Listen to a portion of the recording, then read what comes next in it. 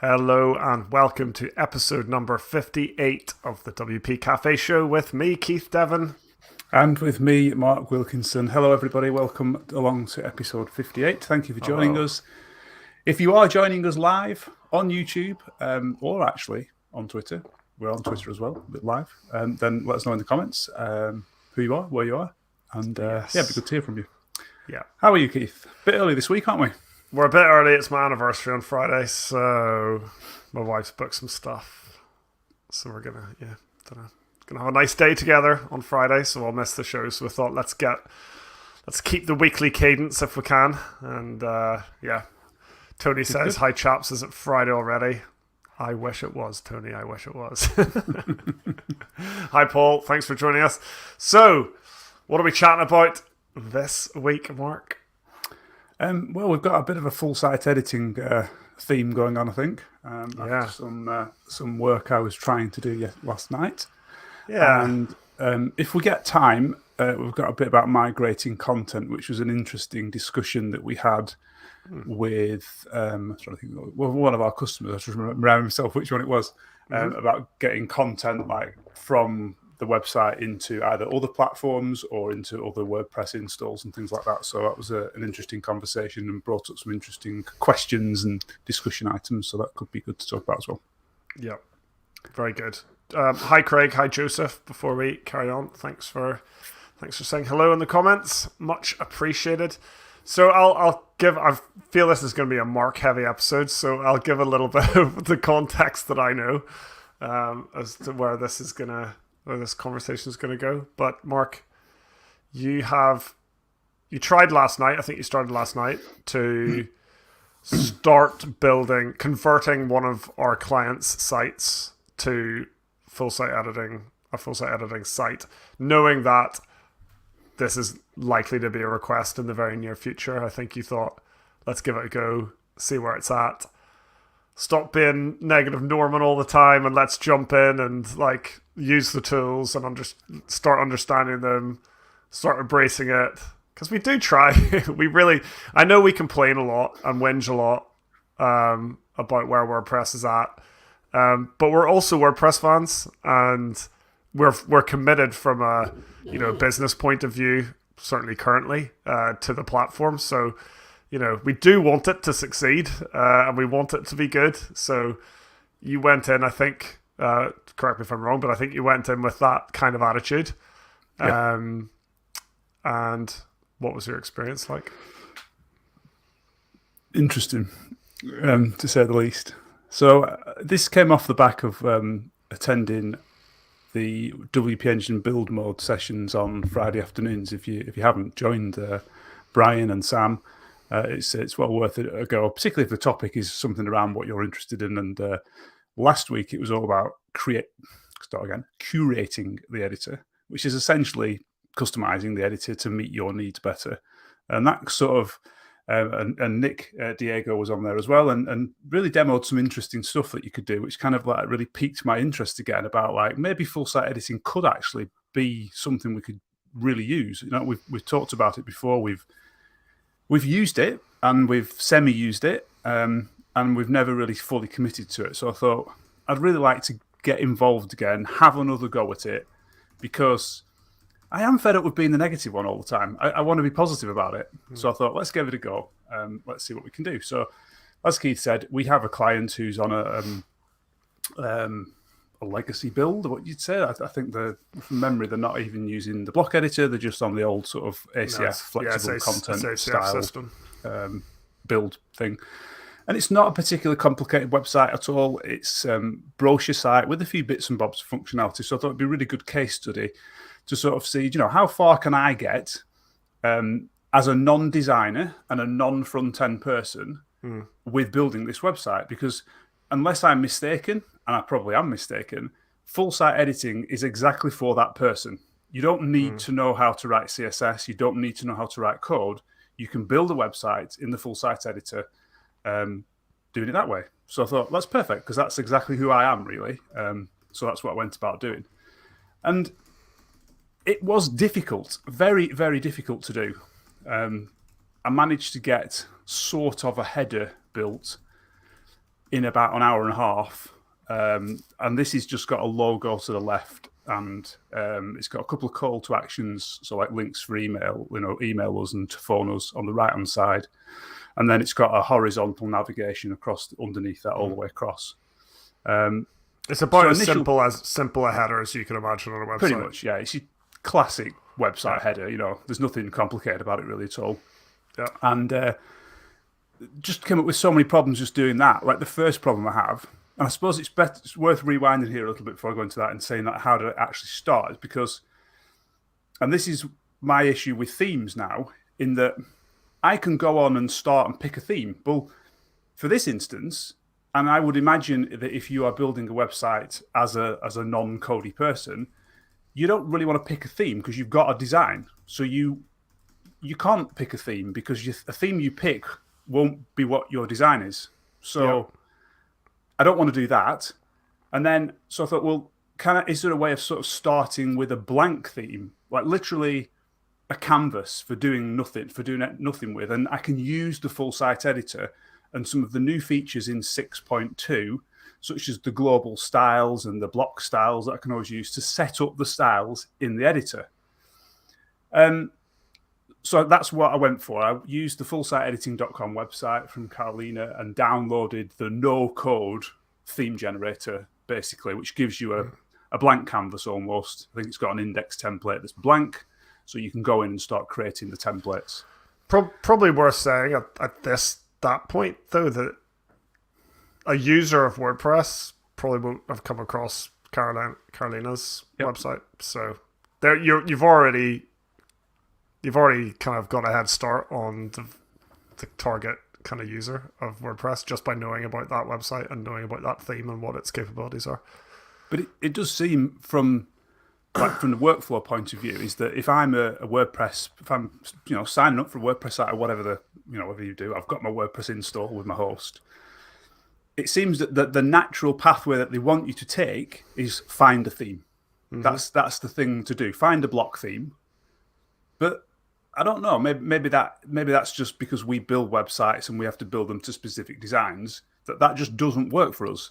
We can't do that because any theme won't work for us because it'll have opinions about spacing and gaps and fonts and colors, which I know you can amend in the full site editor.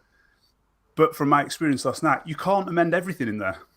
Yeah, you literally can't amend everything. So you're stuck with stuff that you can change and stuff that you can't change.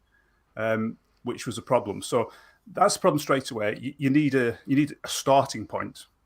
And it just left me thinking, what does a theme actually do in this instance then? I'm stuck because a theme is supposed to provide styles to content historically. And you could argue, well, it still does do that. But if I can edit those things in full site editing, why do I actually need the theme? So I think we're in a bit of a limbo at the moment where we kind of still do need themes. I can't create a website without a theme, but the theme isn't what it used to be and sometimes ends up getting in the way of what I'm trying to achieve, I think. Yeah, and that's a really confusing matter. We've spoken a lot, haven't we, previously about kind of the attack on themes, and I've been fairly against that attack on themes. I think themes serve a very, very useful purpose. But this experience of yours does give me an insight into why some people in the community and that are leading the development think that themes won't exist in the future. Yeah. Because they seem in this instance, in this particular use case, to get in the way. And actually, you don't want a theme at all. You just want WordPress, and I'll create my own theme out of the tools that you give me. I don't want someone else's opinion. Which is what themes are. They're a designer's kind of opinion on what kind of looks good and works well. Exactly. Yeah. I just want to jump into Tony's comment here, actually. It says, thanks, Tony, for saying, I use a child theme of 2023 as a starting point. So I guess my question is why? What does 2023 give you that I didn't have? And I don't know the answer to that question. So, because I think it gives me stuff I don't want. Maybe it gives me stuff I need, but I don't actually know what that stuff is that I need to make the things easier that I couldn't achieve. And maybe if I knew those, I'd be able to put those into the theme I used and then fix a lot of problems. I don't know. but it's an interesting question. So I ended up creating this header, and the very first problem I had was I had the header was simply so I set. How did I do this? I think I set my content width and wide width when I generated the theme. So I think I set the content width to be 700 pixels and the wide width to be 1200, which I grabbed off the existing site essentially. And then I added a group block to my header template part, and I can't set alignment for some reason. Why can't I set alignment on a group block? I can't make it wide width to make it stretch to my 1200 pixel width thing. I can't do that. It sits at full width, I think. I don't really know. Mm-hmm. So then I have to have a group within a group, which then appears to show the align options. Yeah. And I literally can't understand why that is. I can't find any information about why I can't do that on the web. And that just seems really confusing to me. Why can't I set the alignment option on a group? Don't understand. Does the whole template need to be wrapped in a group so that like the header and the footer and the content effectively all sit within a group that's full width so that you can then apply alignment options to everything below that? I can't assign that group to full width. Oh, because when I drop a group in a template, I can't set alignments on it. Okay, which is I'm lost as to why that is. I don't know, and it seems to be. I'm sure I've seen themes that have top level groups that have like a line wide and a line full on them. So is it? What am I doing wrong? I honestly don't know. So I couldn't do that. So I'm then nesting and nesting and nesting for nesting's sake, or what appears to be that. Yeah, that was very frustrating. Then I think I ended up using a row, which is I think is a block variation of the group, which also is confusing to me. I think if you understand CSS, you'll probably understand more about what the three options mean when you add a group block. I still can't find really say, but I still find it confusing slightly. Yeah, one's stacked vertically, one's next to each other, and then the other one isn't either of those, so I don't quite know what it is, and that was really confusing to me. So I added my site logo. That's fine. Site logo block was fine, and then I added I started off with a list block, so I had my different sort of telephone number and email address, and then I can't change the color. I can't change the link color. I can change the link color globally, but I can't change the color specifically for that link. So I struggled with that for ages. Then I found out this morning I can change the colour with inline. It's a down arrow on the. I think it's highlight. It's like highlight. It's called. Yeah, I mean, who's going to go to highlight to change a colour? I'm changing the colour. I don't understand that. Yeah, bizarre. Yeah. Then it was underlined, and I don't want it underlined. So again, I can go back to global settings and take underline off links, but then underline will disappear off every link. And also, you did find that setting somewhere to remove an underline, and it didn't work. And it didn't work. So I'm stuck then with an underline that I don't want. So that was very confusing. And it just frustrated me more and more and more until it got to the point where I think, I just can't do this. I literally just cannot do this. It's not working. And if I can't do this, how on earth is anyone else supposed to do this? So either I'm missing something massively here, some secret sauce that you need to make all this work, or it's just not really ready for the projects we make. Because that's how I came away from thinking about it. Yeah. Yeah, and going over old ground, but maybe this isn't for us. And then who's it for? I honestly have no idea. But you said something interesting right at the start. You said something. You were kind of suggesting that you should be able to build any site, like with full site editing. You should, be able to open it up and replicate things and replicate design. Maybe that isn't the goal. Maybe it is like these are the tools that you have. You can do a lot with them, but you can't just like say to a designer, design me something and then I'll recreate it in full site editing. Maybe that is never going to be realistic. Maybe the concept is that it's for editing sites, not for building sites. Well, but then no, it is for building sites, but it's not. You don't have complete freedom when it comes to the design, and maybe that's okay. Like not for us. It's not a good experience for what we do, but maybe for the vast majority of people, that's not how they approach this anyway. They don't come to WordPress with a PDF or a JPEG of this beautiful mock-up and think, I'm going to recreate that. Maybe that's not the common kind of user scenario. And that's what I'm saying. I think the path that WordPress puts you into is that, you've set up a new site, great, go and pick a theme. And you'll look through the theme library and you'll say, look at that one. And you'll pick that one, and then 75% of it will be what you want, and 25% won't. And then you'll use the site editor to tweak the 25% that you want. But that's not how we want to use it, and not how I would imagine any agency really wants to use it. It might be how someone wants to use it in terms of like setting up their own website. Yeah. But I don't think it's particularly intuitive for that at the moment. There's a lot of things that don't make much sense unless you've got prior knowledge of stuff. But absolutely. Which begs the question: who is using it and using it successfully? Because I don't know. I genuinely don't know. I mean, there are people, listeners of the show who've dabbled with it and have started to use it.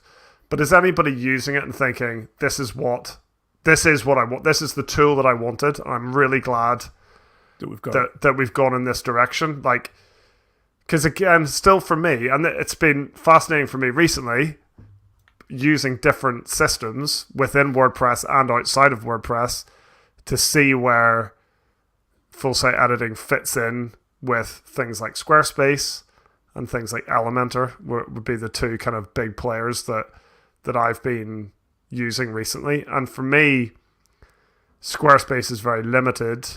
It's very opinionated, not that many options, not that much freedom, but very easy to use, and the end result looks really good. Yep.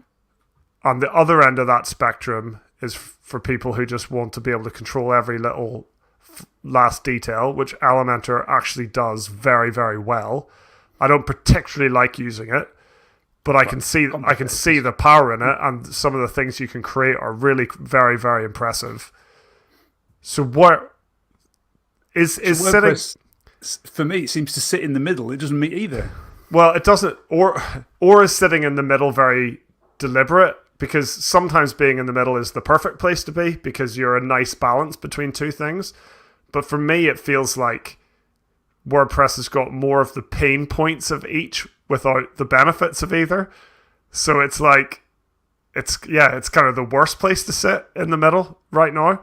And I'm guessing it's moving in the Elementor direction and not in the Squarespace direction as a platform. More stuff's coming, isn't it? But it's so far off that it's so far off being as good at as Elementor at what Elementor is good at.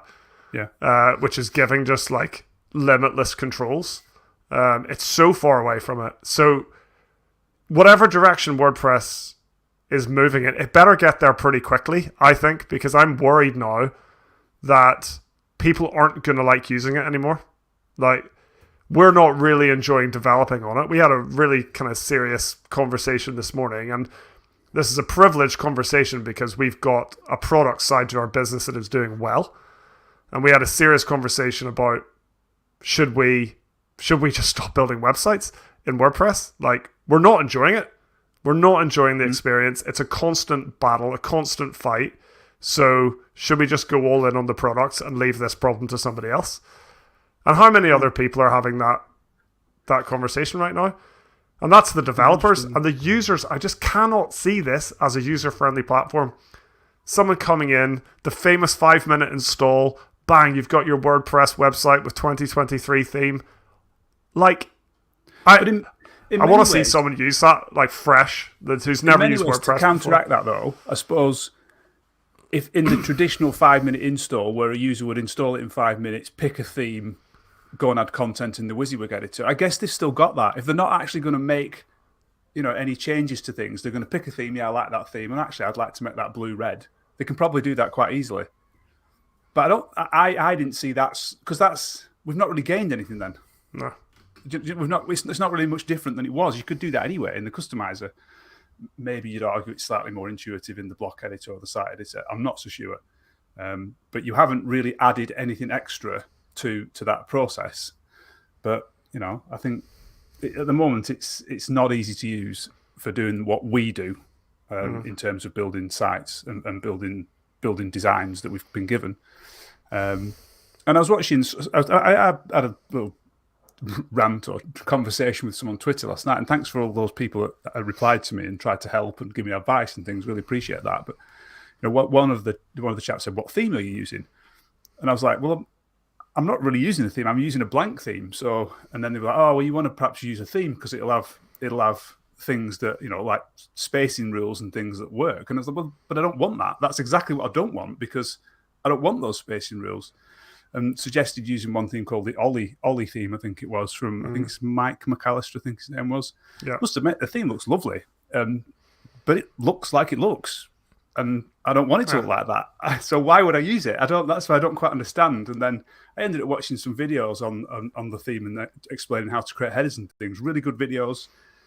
But the number of tweaks that were being made to individual blocks, fixing padding here and pushing this up there with margins and padding. It's like, is that how we're building websites now? Like everything has its own settings and you just keep setting it up as every individual element? Just seems a bit backwards to me. Yeah, I completely agree.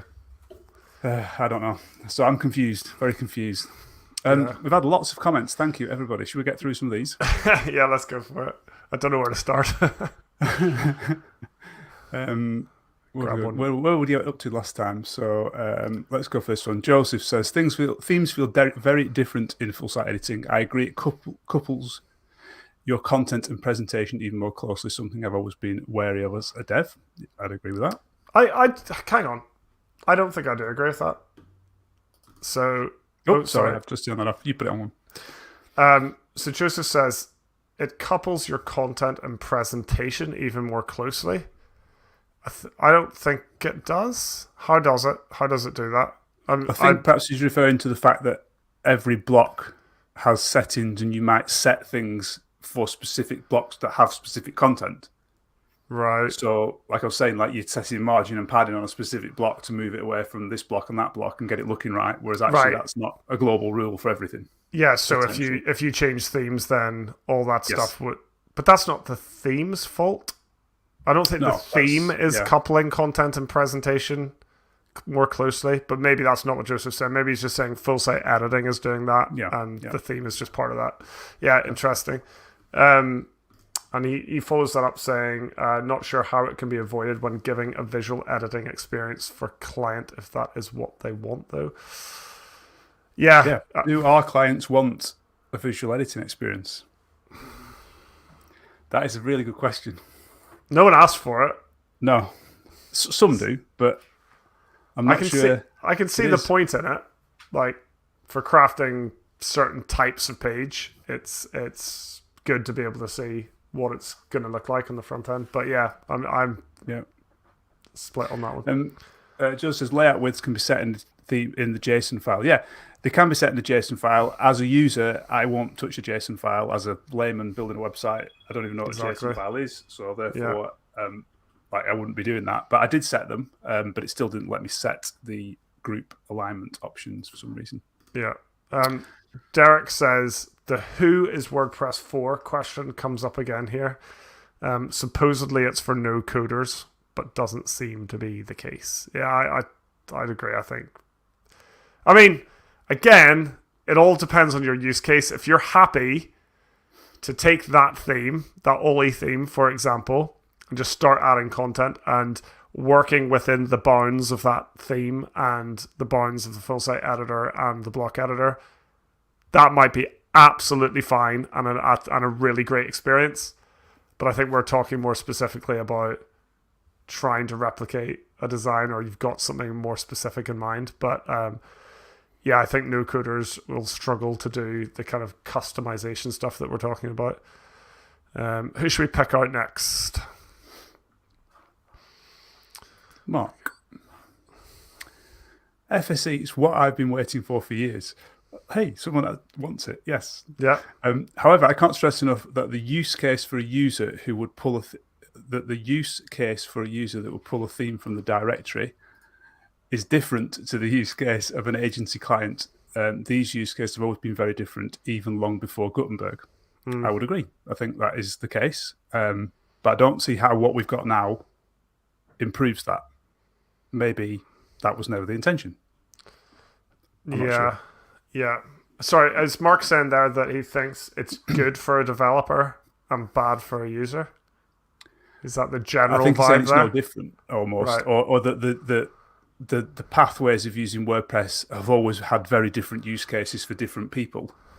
Yeah. And people have made those use cases work in WordPress using a variety of methods, and that's still the same. Okay. Which it seems to be, from my experience, yes. Yeah.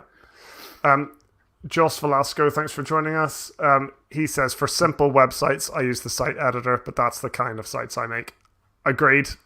I mean, if you're keeping things fairly simple, there's a lot of good stuff. Like, we've really focused on a lot of the bad experiences of the full site editor. There are some really cool, useful concepts to the idea, and some things that are made much easier as a result of having it than not. But I think we're talking about like the experience as a whole, and especially for like a layman user. But glad you're finding some joy with it, Joss. That's cool. Joseph again, for a more complex site, I would definitely still prefer to separate content and design and use a classic theme. Mark again, thanks for all the feedback, guys. This is great. Mark says we've built several sites using FSE, from a simple one-pager to a multilingual multi-site installation. The hurdle for an agency is that you have to understand when to stick with core and when not to. I couldn't get core to work, so well, maybe, I guess maybe that was the reason not to use it then. Yeah, so maybe for your headers, you do something custom and you use the full site editor for the rest of the site. Something like that. I don't know. There's loads and loads of comments. Thanks, everybody. I don't know which ones to bring up. Let's bring up Paul. I've not used the block editor as yet. Still ACF, hand-coded, and some Elementor. Yeah, I can see why that's attractive. Got a lot of control. Things that just work.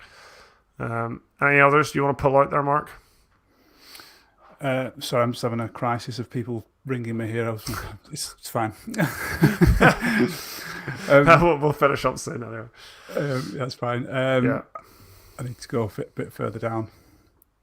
I haven't read these ones, that's all yet. Yeah. Now, there's a bit of a chat going on there at the end between Dean and Mark, but it's great to see. But yeah, anyway, we are, I don't know. I think to sort of summarise my thoughts on it is that I feel like I'm always the one that's negative about it. And every time I try to not be negative and to use it and embrace it, I end up failing. Now, that might be me. I don't know. But I feel like I want to use it. Everyone keeps telling me it's great, brilliant. I want to use it to get all these advantages. But every time I try and use it, I just fall into so many hurdles that won't let me use it. And I can't find out information that will fix these things. So I'm just literally stuck. And I'm like, sat here right now, how would we build websites for clients? For this client, if they want to go ahead with this? And I genuinely don't know the answer. I'm stuck. Do I do it the old way that we used to do it? Do I embrace it? Do I do a mix of the two? I'm just confused, really confused as to how to go forward. Yeah, I think it's a mix. If we have to do something today, I still think it's some hybrid. Maybe using the full site editor, but with like custom, I don't know what you'd even call it, like a custom block for the header, for instance, where we've just like built our own block and it outputs the header the way we want it. Because headers are hard, let's be honest. Headers are always going to be difficult with like mobile navs and all sorts to build in a user interface. It's I think that's a lofty ambition. So maybe we just do it that way, because the rest of it works well. Like, we love the block editor, for example. Like, we're really comfortable with that now. And it's limited. Well, I say that. Mostly, it's limitations. Like, we can lock down the things we need to lock down. We can build, custom blocks when we need to, or use ACF or whatever. We've got quite comfortable with that. It really is just like the full site editing aspect of it that I think we're finding really frustrating. But yeah. Yeah. So I don't know. I'll try again at some point maybe, but Yeah, I'm just lost.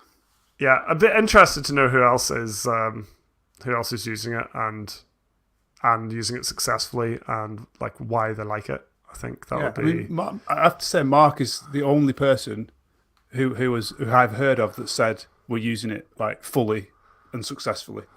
yeah, Lots of others have commented and said, "Oh, well, we're not using it yet, or we're using a bit of it, or we're using hybrid themes, or this sort of thing."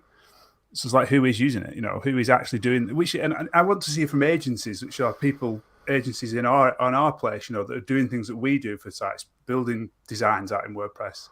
yeah. How do I use full site editing for that? And give the control that I need to the clients and restrict what I need to the clients and make it work. I just don't know the answers at the moment. Yeah, I don't think anyone's using it fully. Not to build custom, not to like build custom designs that are. You just can't. I just don't think you can. Like even when we were talking, and this is a little while ago, but we were talking with Frank. He works at Human Made, and I was complaining about the navigation block. He's like, "Oh yeah, we don't use that."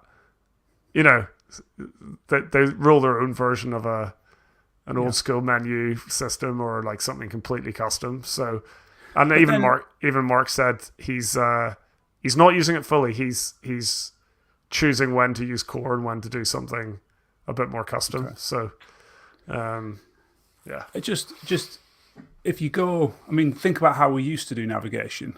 We used to use what was a very good navigation interface, I thought. In the back end, which if you go with full site editing, that's removed. Yeah, I'm sure you can put it back again. Maybe you can. I can't. I don't know how. Have we done that in the past? I'm not sure.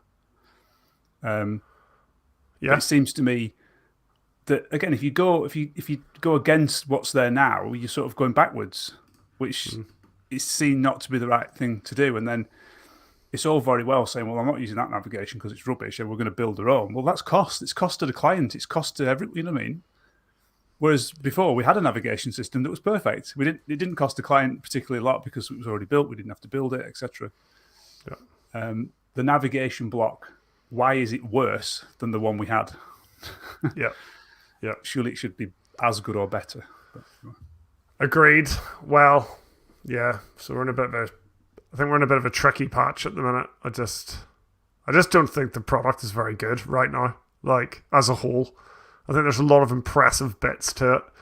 But for me, WordPress is in a really awkward place. It feels like some awkward adolescent years, even though it's just turned 20, lagging behind a little bit. Mark just said the add theme support menu. Yeah, presumably turns that back on. Then I've no blocks to actually output that menu, as far as I'm aware. Yeah, we did do that recently. We got something working. Again, you could, but why? It just doesn't seem the right thing to me. And actually knowing that add theme support menu turns it back on, it's just confusing. Yeah, agreed. It's just confusing. Agreed. Which is a shame. Well, let's hope it continues to improve. Has it been improving recently? Let's hope it does improve in the near future and quite quickly. Yeah, definitely. But we'll keep trying. We'll keep trying for now. Thanks, everyone, for joining us. I think we need to let Mark deal with his emergency or whatever's been unfolding. So we've run over a bit. I thought we might today. I thought it was going to be a bit of a ranty, long-form episode, but it's good. I think, like you say, Mark, sometimes we feel like we're the grumpy old men in the room. But I also think that it's important that we say how we're feeling. As long as we are trying to give things a fair chance, which I really think we are. We're trying to adopt things. We're trying to move forward. And I think hopefully being the grumpy man provides some value to the community somehow. So I don't know. Just a quick question. I don't know if anyone can see if you're watching on YouTube, this isn't for our podcast listeners. If you're watching along on YouTube live, do you see a prompt to subscribe to the next episode? That's just a little test because someone was asking why they couldn't get notified of future episodes. So I created a future episode past this one. So if you can see a prompt to subscribe to that on YouTube, please let me know. Thank you very much for joining us this beautiful day. I was going to say this afternoon. It might not be this afternoon with you. Thanks very much for joining us, and we will see you next week. Bye-bye. Bye.